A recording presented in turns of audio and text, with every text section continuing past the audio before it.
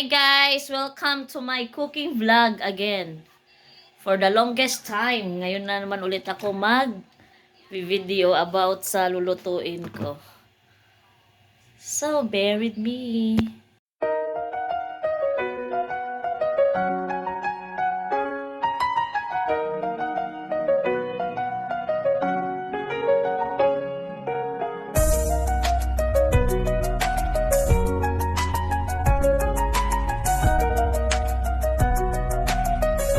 I-rinse mo yung pangsabaw mo. Lulutuin natin ngayon isa yung choy soup or watercress. So, i-rinse mo muna to kasi ipa-blanch mo muna to siya ng 5 minutes para maging lalabas yung mga dugo-dugo niya. And then, maglagay ka ng 2 liters of water sa sapat. 2 liters guys, puno nito guys. So, yung initan nyo ng tubig. Basta kayo na magtansya ng tubig nyo. Depende sa ingredients. So, kumulo na siya. Blanch muna natin saglit. Kahit mga 5 minutes or siguro 3 minutes, basta mabablanch nyo lang siya para, kasi minsan kasi may mga dugo-dugo yan eh. Or lalabas din yung mga mantika-mantika. And then, i-rinse nyo yung meat. Ito pala yung ko guys, yung watercress ko. Binabad ko muna siya with salt. Hinimay-himay ko din siya. Kailangan ko siyang ibabad sa salt. Kasi minsan kasi, may mga ganito siya guys. Oh. Ay, hindi man yung bang parang siya. Yung mga shell siya ba? While nag-antay tayo, i-cut muna natin to yung ito.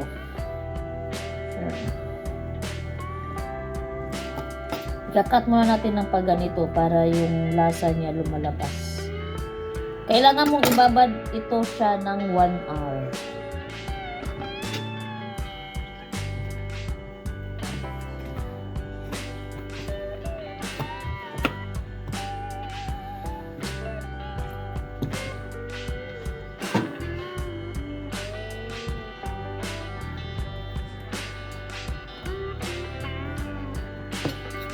Tigas pa rin kahit tagal na.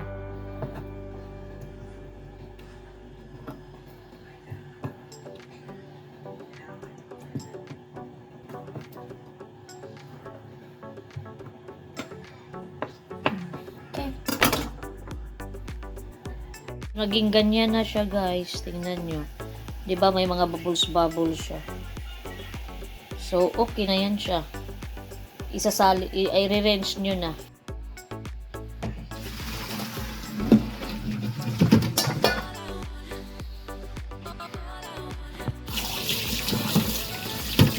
Rinse nyo lang ng running water. Okay na yan. Tapos, i-start nyo na din yung apoy nyo. Start na natin yung apoy para pag kumulo, ilalagay na natin. Uy, my God. Hirap talaga nito. Since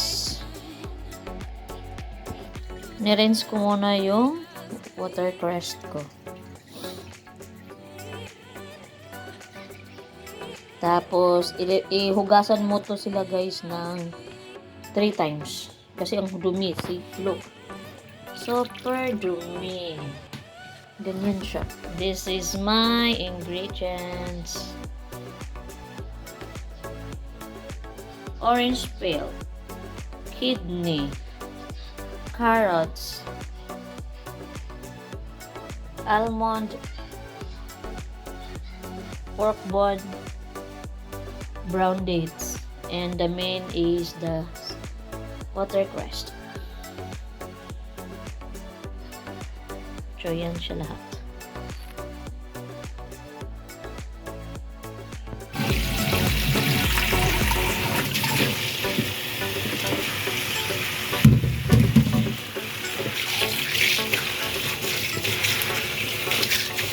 Kailangan thoroughly hinuhugasan nyo ito ng maigi guys kasi marumi ito eh. Maraming putik, maraming mga uod minsan.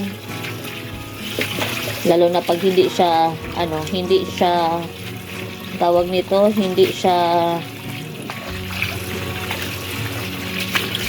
yung bang kung hindi siya season pala. Kasi season yung gulay nila dito. Except sa kailan choice. Pag ito kasi watercress season lang to eh.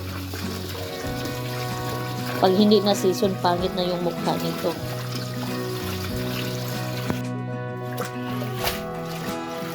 Kailangan iganon-ganon nyo siya guys. Para matagtad yung mga kung anong nakadikit dyan. Cutting of this one.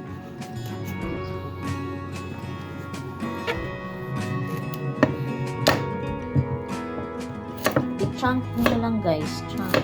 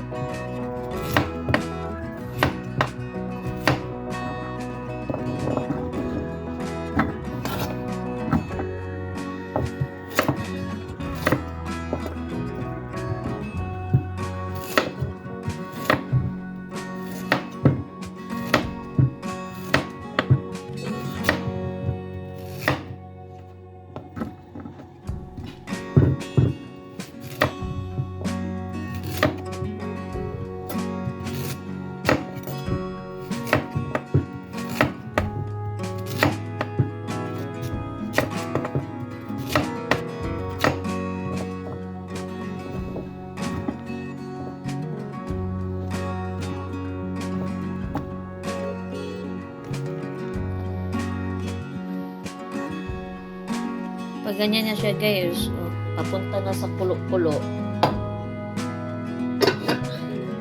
Ilagay nyo na yung meat.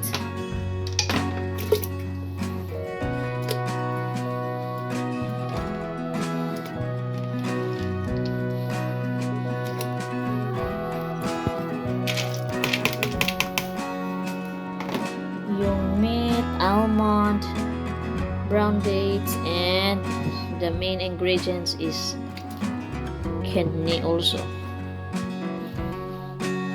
Okay, and we are done. Antayin nyo na lang kumulo siya, tapos ilagay yung carrots. Ganyan. Ang ganda ng pot ko. Tomato. So, kumulo na siya guys. Lagay na natin yung carrots natin. Oops. Mulo na siya. Sige. Ito yung carrots natin. Ilalagay na natin.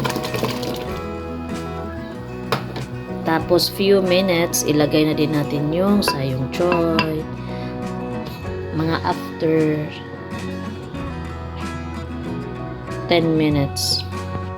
While nag-antay tayo sa sayong sa carrots, tanggalin natin ito guys. Itong part na to. Ito. Bitter ito siya eh. Masim. Asim. Ganun I-ganun yun siya. I-crate. Ang tawag niyan? Bakit ito yung kutsilyo ko? Kasi dito na part, mapait to.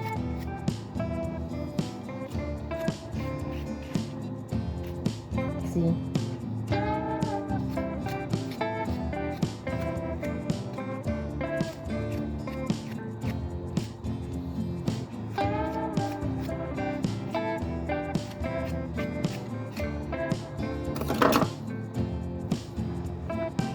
So, kumulo na siya guys. Lagay na natin.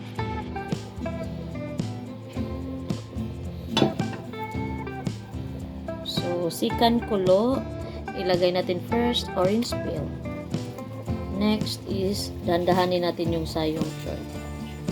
Kasi masyadong puno siya. Puno yung tray ko. So, isa-isahin ko na lang siya. Paglagay.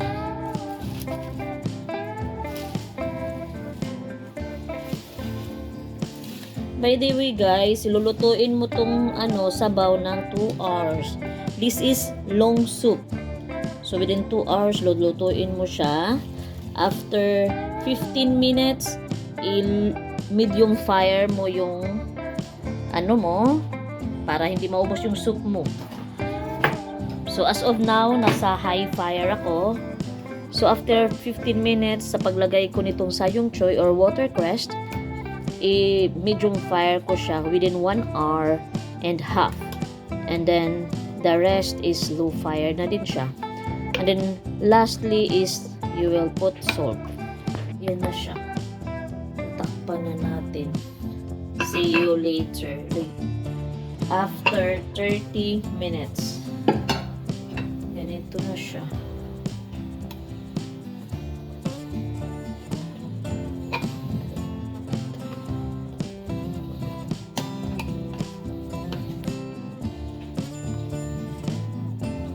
Check lang ninyo guys.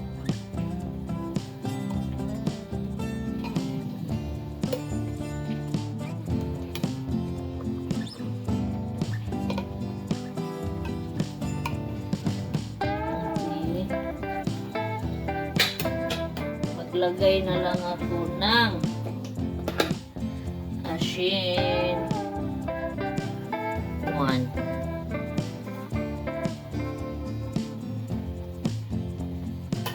1.5 teaspoon.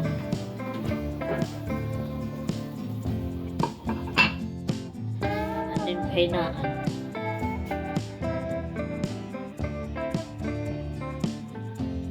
Okay, 1 hour ko na yan siyang ganito yung niya. 1 hour. Done. Luto na yung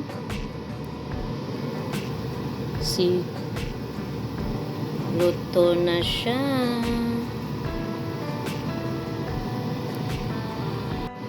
Luto na siya. Goodbye guys. Thanks for watching.